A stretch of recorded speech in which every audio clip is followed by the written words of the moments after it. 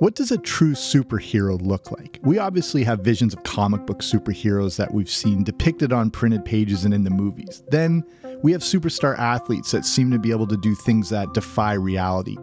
Comic book superheroes are obviously not real, and many of the athletes we love turn out to be very flawed human beings. But what if there was a genuine superhero that had an impact still felt to this day? If you're Canadian, I don't have to say anything more than the name Terry Fox. But if you're from another country and have never heard of him before, this is a look at a real-life superhero who, in 1980, would run across Canada on one leg to raise money and awareness for cancer research.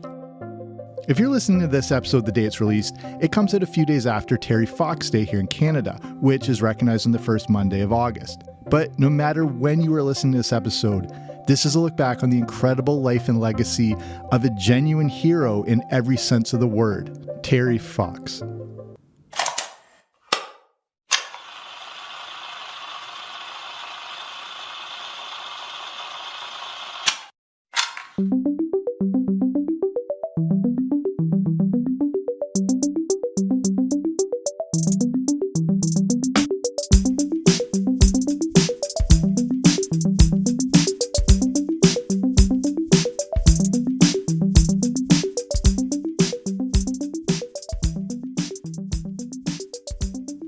One of my most distinct and early memories is actually seeing Terry Fox live in person. As part of his Marathon of Hope run, he would stop in various cities along the route.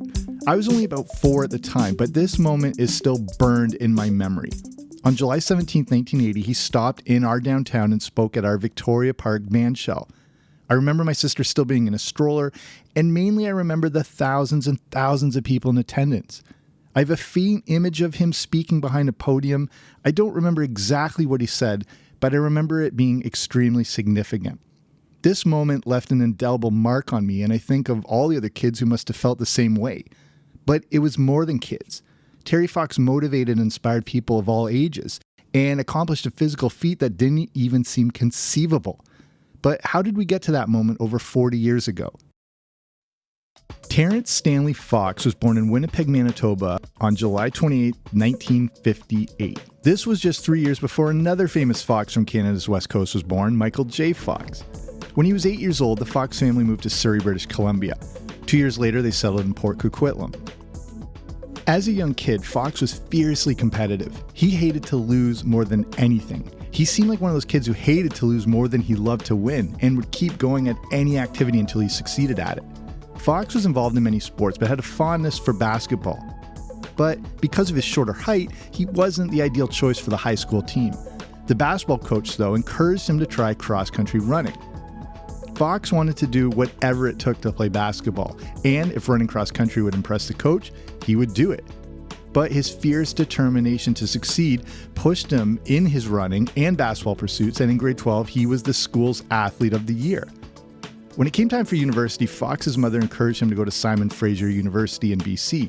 His goal was to become a phys ed teacher. By this point, Fox was 5'10" and made the junior varsity basketball team. But in 1976, an accident happened that changed the course of his life. While driving home, Fox crashed into the back of a pickup truck and seriously hurt his right knee. Being the ultra competitor he was, Fox ignored the injury and just tried to make it through the rest of the basketball season. But the pain had become worse.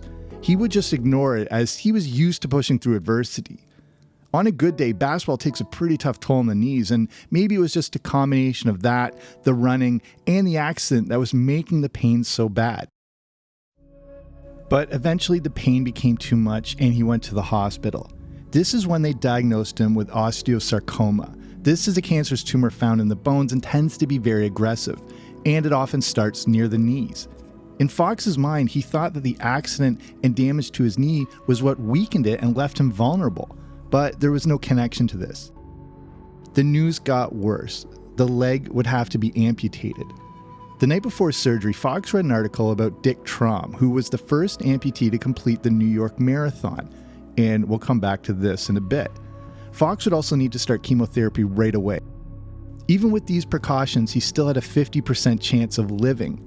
Doesn't sound like amazing odds, but there had been a lot of progress in the medical advancements.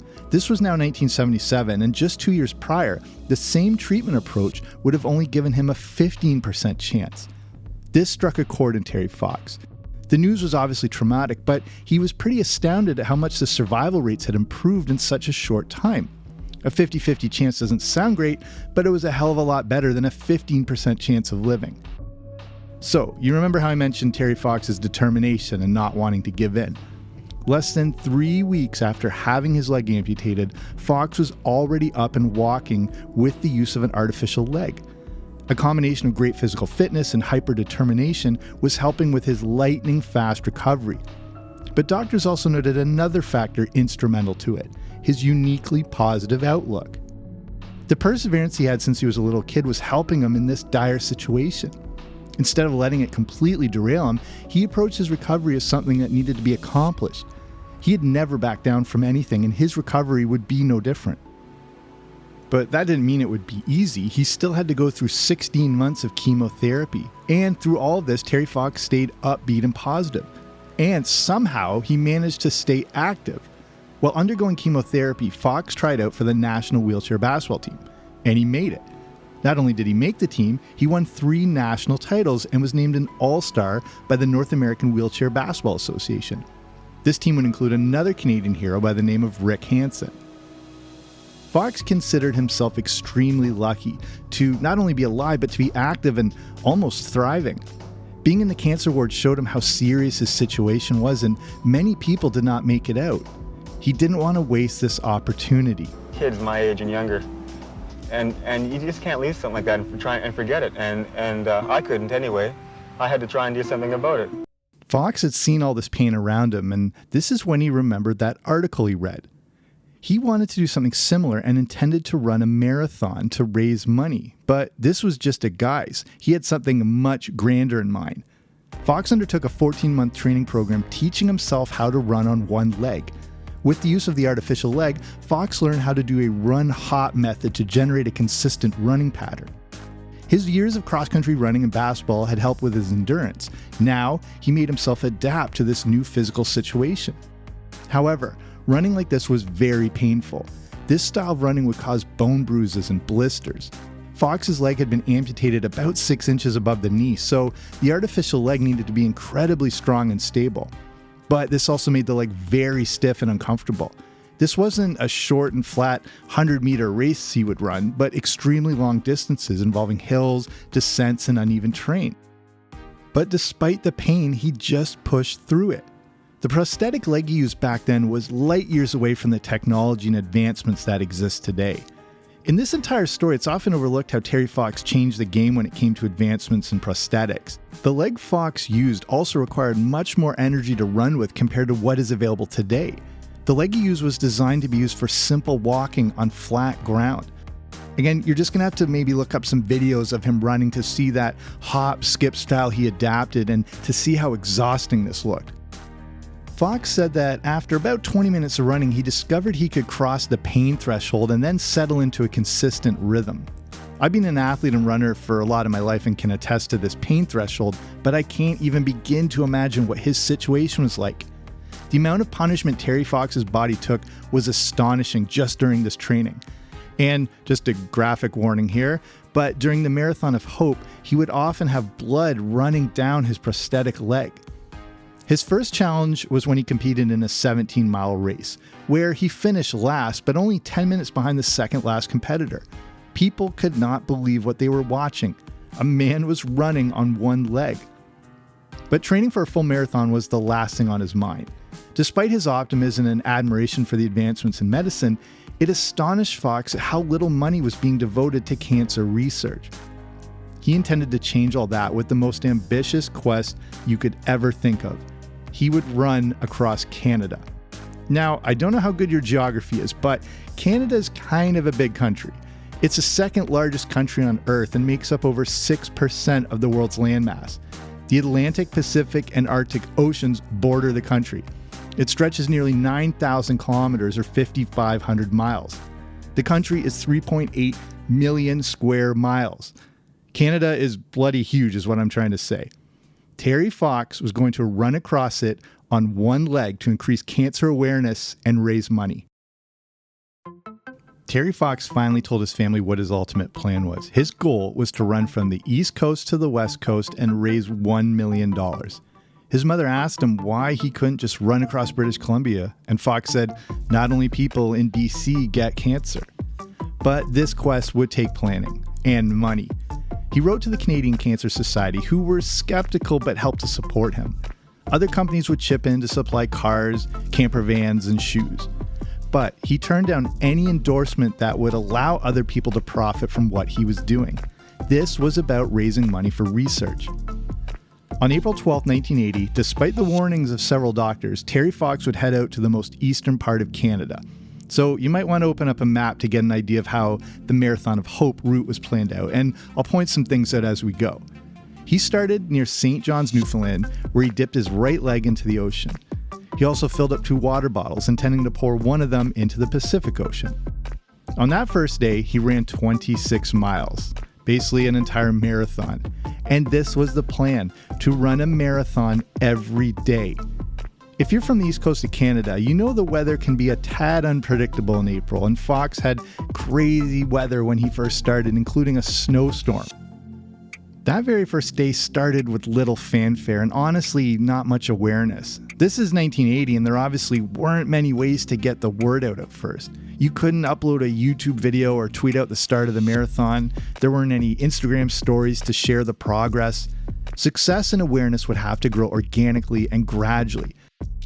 And I hate to say this, but there may have been a lot of skepticism about his plan. People saw a man running on one leg and it appeared to be quite a struggle. How could he even complete a marathon, let alone run across Canada? But fortunately, Terry Fox didn't share their views. He had a vision and a goal to accomplish. His sights were set forward. And herein lies the true nature of Terry Fox. He didn't see himself as having a disability. What he was experiencing was nothing more than a challenge. In his mind, it was just like every other challenge he had ever faced. And it was a challenge he would conquer. It was also an opportunity. It was an opportunity to reach and connect with people. Ultimately, this was something he could just do to help others. And keep in mind, he's only 21 years old then. The fact that he could adopt this mindset shows the truly unique gift he was to the world. Terry Fox wasn't just a remarkable Canadian, this is one of the most remarkable human beings who has ever lived. Each day, Fox and his crew would get up around 4:30 a.m. and he'd immediately do a 12-mile run. This would be followed by a stop and a meal either at a restaurant or something the crew would put together. He would eat as much as he could to fuel himself and then go back to bed to then get up at noon and continue running for another 14 to 16 miles. And he wasn't skipping an inch. In the documentary, A Dream as Big as Our Country, they explain how they would put down a bag of gravel at the precise spot he stopped running each time in each day. Then, when he picked up the running the next morning, he would step out of the van onto the plastic bag in the exact spot to continue the marathon. And they weren't staying in luxury accommodations. Most of the time, Terry Fox would just wrap himself in a sleeping bag and sleep in the back of the van. But he preferred to do much of his running early in the dark and cold mornings, and most of his running was done alone. This limited the amount of support and onlookers at first. Because of this lack of exposure and publicity, donations and raising money did not amount to much. But things would soon pick up.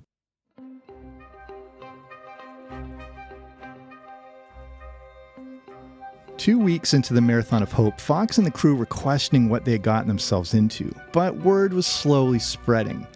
As they reached the edge of Newfoundland, 10,000 people would come out to show their support. They also raised $10,000, $1 per person, and this gave them an idea. As they headed to Nova Scotia, Fox shifted his goal from raising $1 million and thought a better target was $1 for every person in the country, or around $24 million. Fox and his support team also had to take matters into their own hands for publicity. They would call local radio stations to create more awareness and try to spread the word themselves. Can you imagine how much easier this would have been today? Not only would there have been multiple social media teams and campaigns, but brand managers, publicists, and promoters. They had now been on the road for a month, and even though the awareness had grown, it was nowhere near where it needed to be. And financially, they were still way behind. The point of this whole thing was to raise money for cancer research. Fox would now use his nights to start doing radio interviews over the phone, despite how exhausted he was. Despite this exhaustion, the radio interviews started to help. News reports began to spread, and TV stations started to track where he was each day.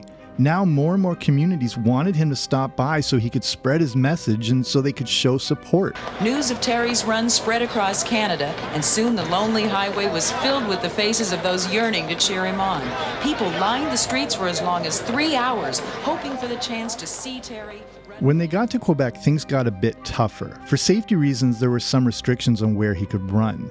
The language barrier also made it harder to promote what they were doing. Not a lot of money and awareness was generated, and since La Belle Province is such a giant province, they had to spend a lot of time crossing it. But they were soon about to head into Ontario.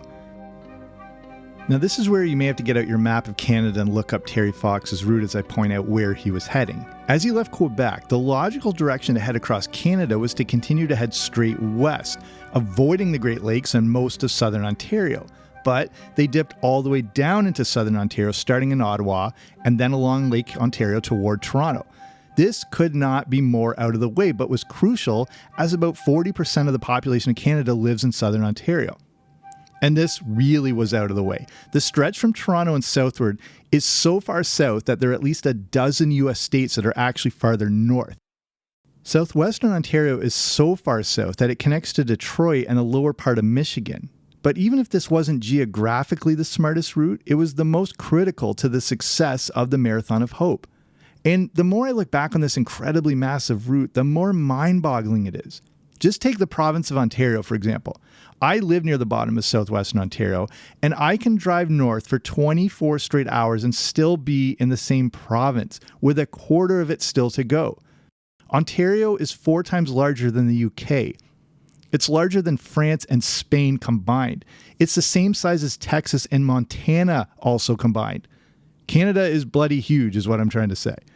Despite this, he would run down the side of Lake Ontario through Toronto, down south along Lake Erie, then cut across west, where he stopped in my city on July 17th, then start heading north along Lake Huron, around Georgian Bay, then continue northwest around the gigantic Lake Superior, the largest freshwater lake on Earth. By the way, Lake Superior is larger than the entire UK. It's the same size as Austria.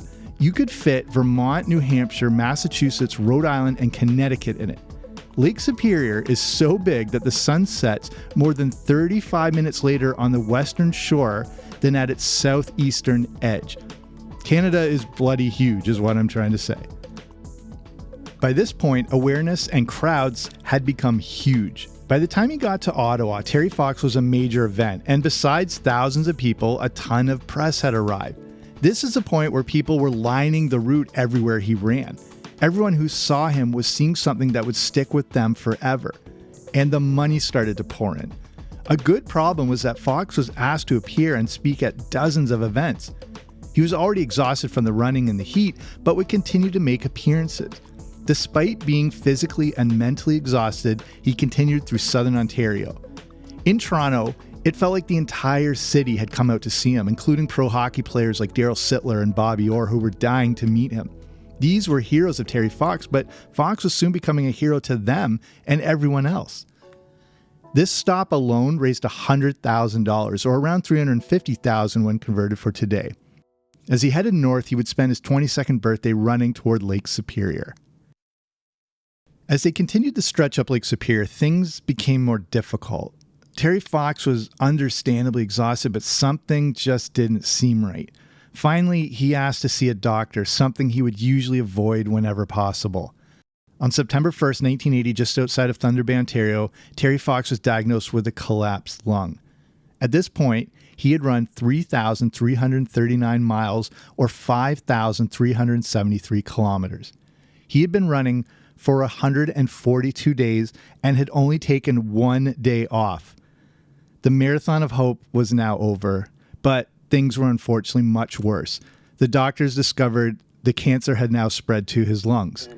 I had noticed a little bit of hardness in breathing, and near the end of the day, 18 miles, I was coughing and choking and had pain in my neck and my chest. And I did 3 more miles, and I decided I had to go see the doctor. And it was discovered then that originally I had primary cancer in my knee 3.5 years ago. And that the cancer had spread, and now I've got cancer in my lungs. And we got to go home and try and do some more treatment. Fox had been running under these conditions, along with the collapsed lung, pain throughout his chest, and severe difficulty breathing. He had to head home to Vancouver to start some more treatment. He saw it as a setback and hoped to get back on the road. While in the hospital, a nationwide telethon happened, and it more than doubled the money he had raised. And then the funds hit $24 million. He had hit his goal of raising $1 for every person in the country. Over the next 10 months, Fox continued to fight and had already cemented his status as a national icon. He was even awarded the prestigious Order of Canada and was the youngest ever to receive it. But he could only fight for so long. Today, all flags in Canada were ordered flown at half-staff to honor and mourn a young man, 22 years old. Terry Fox would pass away on June 28, 1981, exactly 1 month before his 23rd birthday. This is another one of those moments that I remember like it was yesterday. And if it hasn't sunk in yet, let me just point out the logistics of what Terry Fox physically accomplished and how far he actually ran. So you may want to look at your maps again. One of the furthest east to west distances in Canada, as the crow flies, is Cape Spear, Newfoundland to the Yukon-Alaska border, which is 5,514 kilometers or 3,426 miles. Terry Fox ran 5,373 kilometers or 3,339 miles. With a difference of only 141 kilometers or 87 miles, he had essentially run across the entire length of Canada. Terry Fox ran the distance from New York to Los Angeles and would have continued from LA up to near the Oregon border. If he started in Mumbai, it would have taken him to Bangkok. The distance he ran was as long as Europe. His run would have taken him right across Australia with another 900 kilometers still to go. The trip would have covered half of Africa. If you're looking on Google Maps, you have to zoom out as far as you can go, revealing the entire Earth to be able to see all of Africa at once. Terry Fox had run almost 1/7 of the way around the planet on one leg. And honestly, because he was such a warrior, it's hard to tell how long he may have been running with the cancer in his lungs. I've said to people before that I'm going to do my very best to make it. I'm not going to give up, and that's true. But I might not make it. And if I don't make it, the marathon of hope better continue. Like any true hero, Terry Fox's legacy would only continue to grow long after his death. His work and memory live on through the Terry Fox Foundation. In Canada, just the name Terry Fox has grown into something even bigger than the individual. Today, he has buildings, roads, and parks all across the country named after him. Younger kids may not know exactly who he is, but they've probably been in a Terry Fox park or seen a statue of him. And they would also know of the Terry Fox Run. This is an annual, non-competitive fundraiser and is held every September. The Terry Fox Run is now spread around the world to raise money for cancer research. 21 different countries now have their own Terry Fox Run, and you may have even been in one. The run started in 1981 and has raised over $750 million. My whole family has taken part in this, and distances range from 5 to 15K. There are even shorter ones for schools and younger kids. The idea is to promote participation instead of competition. The Terry Fox Run continues to have no corporate advertisers or sponsors in the same way Fox rejected all the big corporations who would have made money off of sponsoring his original run. This was one of his wishes that continues to be honored to this day. Sometimes I hate the idea of time passing as fast as it has. I can't believe that in a blink of an eye I'm now in my 40s. But at the same time, I'm thankful that I'm old enough that I can remember someone like Terry Fox and actually got to see him. I'm thankful to have lived and experienced this moment that not only had a profound impact on me, but filled me and the entire country with inspiration. The image of him running is the definition of iconic. Just attempting to do what he did is remarkable, let alone how far he got under the circumstances. And I think the proof of his legacy is how important he remains today. He's arguably even more important 40 plus years after his death as his impact continues to be felt. It's hard to do justice to the life and legacy of Terry Fox in a brief podcast. His life warrants hours and hours of discussion, but I hope you've got a good overview of this incredible human being. And in a complete coincidence, this episode is being put together on what would have been Terry Fox's 64th birthday. When I say Terry Fox is part of the backbone of Canada, I think that's even understating it. He's part of the fabric of this country, and he's more than a hero, he's a folk hero. Terry Fox is a real-life superhero. The physical feat he endured genuinely makes him superhuman. That's the way I saw him when I was a little kid and continue to do so. I remember doing a school project on Terry Fox, as millions of other Canadian kids have done too. And it's been kind of emotional putting this together and remembering the impact he had on all of us. But that's what makes for a superhero. They not only inspire the masses, but impact us on a personal level. Terry Fox has often been considered Canada's greatest hero. And if this is the first time you're hearing about him, I hope he becomes a hero to you too. So we'll finish it there. I hope you like this look back on a true Canadian icon and honestly a world icon. If this is the first time you're hearing about Terry Fox, I hope it was as compelling to you as it was for me looking back and putting this all together. So thank you for being here. Thank you for supporting the show. If you're in a position to do so, you can consider sponsoring the show over at patreon.com. That's the platform for where as little as a few bucks a month, you can support me and the show, but you get different audio rewards, and there are various tiers, and with each tier comes different rewards. So I've got the Everything 80s movie review podcast over there. We just put up a classic crazy one looking at Stephen King's Maximum Overdrive. If you haven't listened already and you're on Patreon, go check your feed. So if you want to learn more, if you're just interested in this, you can go to patreon.com/80. So patreon.com/80s. So that's it for me. Thank you for listening. I'll be back soon with a new episode. Don't you dare miss it.